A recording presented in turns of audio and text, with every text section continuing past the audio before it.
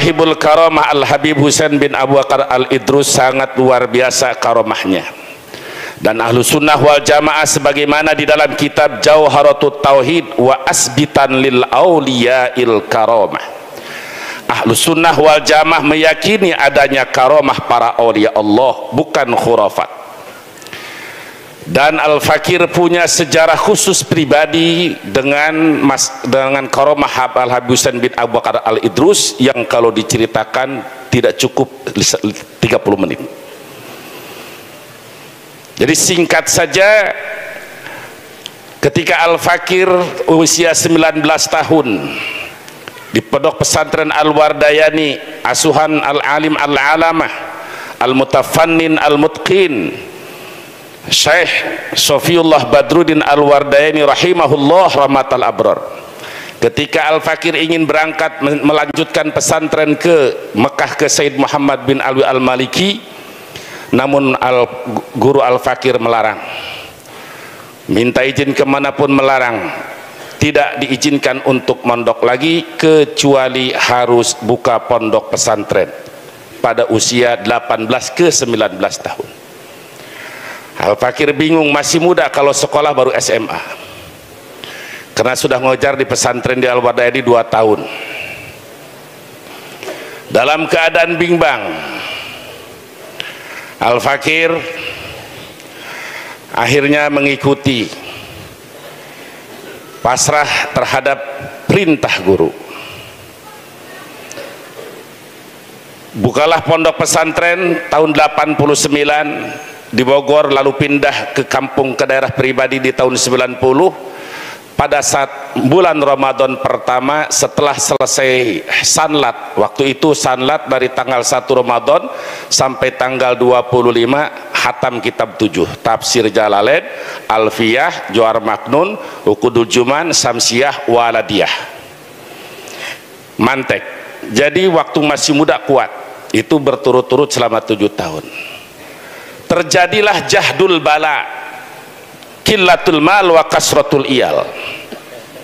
Biasa, santri pertama, ustadz pertama, sehingga merasa hampir putus asa hidup di hutan.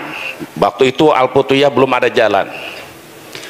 Setelah selesai puasa Ramadan, salat Ramadan, Al-Fakir bersama santri yang dari Jakarta, Tegal, Parang Atas, Mampang Perapatan. Al-Fakir usia 19, santri pada saat itu umur 29 tahun. Jadi saat itu antara santri dengan murid, tua murid. Nah, Al-Ustadz Kiai Haji Zikrillah yang di Tegal Parang Atas Mampang, yuk kita ziarah. Setelah selesai ziarah, Al-Fakir itu sudah hampir putus asa untuk jadi kiai kampung, ingin menjadi kiai kota karena terjadi jahdul bala. Akhirnya khalwah riadoh di tempat ini untuk minta petunjuk pindah dari kampung ke kota. Pada saat itu sangat luar biasa. Di malam ke-29, malam 29, orang lain sudah sibuk lebaran, kita masih di luar Batang dalam keadaan perut lapar, kebutuhan banyak, duit teboga. Terjadi jahdul bala. Keluarlah cahaya dari sini sampai tembus ke Al-Putuyah dengan kalimat as-sabat nabat. Sejak itu Al-Fakir walaupun di kampung, di gunung, di hutan belantara, yakin dengan petunjuk itu, maka diteruskanlah di tempat itu hingga sekarang. Alhamdulillah. Itu pun atas petunjuk guru Al-Alim Al-Alamah Al-Marhum Al-Maghfurlah Al-Mutafannin A.A. Sofiullah Al-Wardayani rahimahullah rahimatal abrar. Karena beliau pun sering ziarah ke sini. Setiap ada kesulitan diarahkan malam Jumat atau malam Rabu baca surat Yasin 41 kali, jangan robah katanya.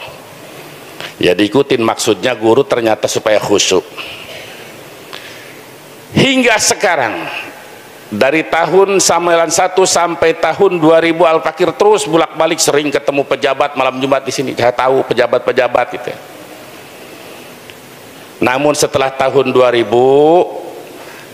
apalagi sekarang, kalau jarah ke sini akhirnya bukan jarah, capek salaman. Jadi akhirnya dari rumah saja.